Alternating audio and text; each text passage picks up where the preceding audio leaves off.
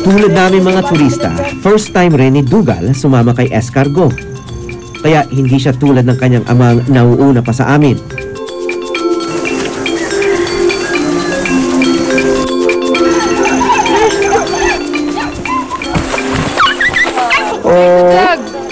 Bakit?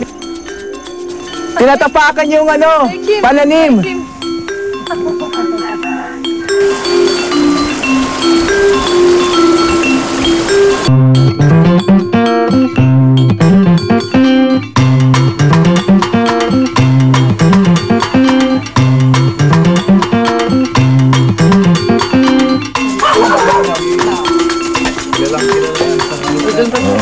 Para makuha naman yung pananaw ng aso, yung perspektibo ng aso, nilagyan siya ng dog cam.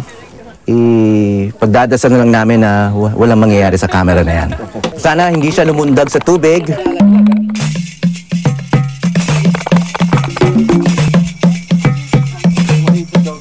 Wait. Okay. Let's go. Kung gusto mong sumama, sige. Umiiyak to pag hindi sinasama eh. Hindi yan makababa rito dahil medyo di pa siya marunong. Here, catch.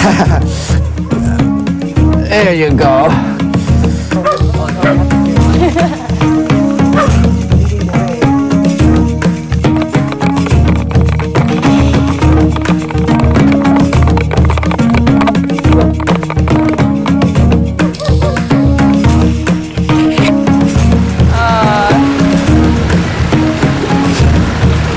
Inaantay kami ni Escargot doon sa taas.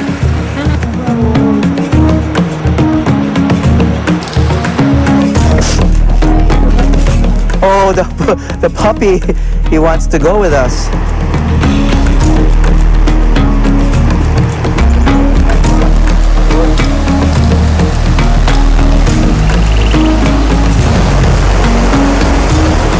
Nanginginig eh. Kahit may ginawang hagdan ang mga taga rito para sa mga turista, si Dougal, nahihirapan pa rin.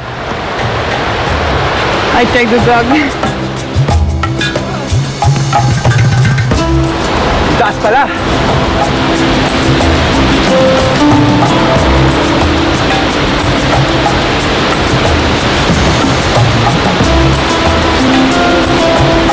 Pero nahuli man sa grupo ay nakarating din sa isa sa pinakapopular na atraksyon sa Batad.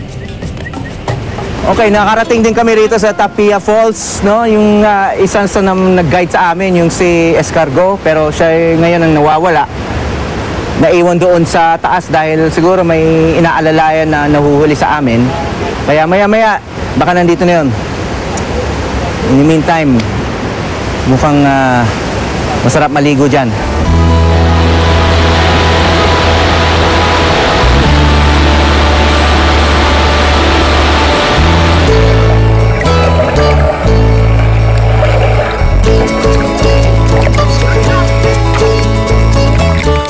Sa Tapia Falls, ang isa sa pinakamataas na talon sa Cordillera, natuklasan ng tuta na hindi pala madali ang buhay tour guide.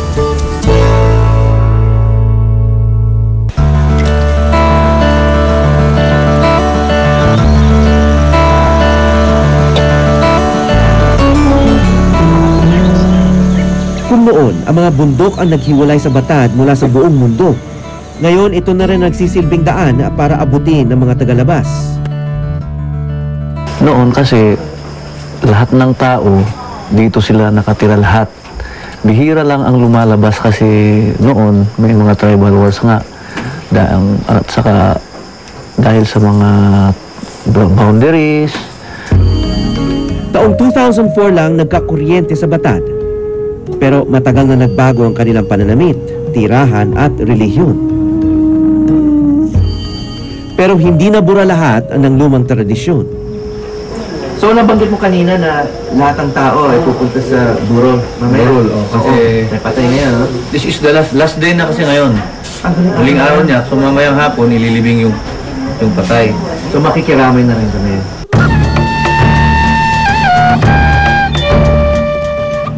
Halos wala palang tao sa kanilang mga tahanan dahil nagsidalo sa burol ni Lumag. 72 taong gulang, isang ginagalang na miyembro ng kanilang komunidad. Argo. Gandang umaga po. Okay, condolence po. Ang kaiba ng mga burol dito sa Batad at saka sa mga komunidad katulad nito ay bayanihan din yung pagpapakain at yung paghahanda para sa kainan, ano.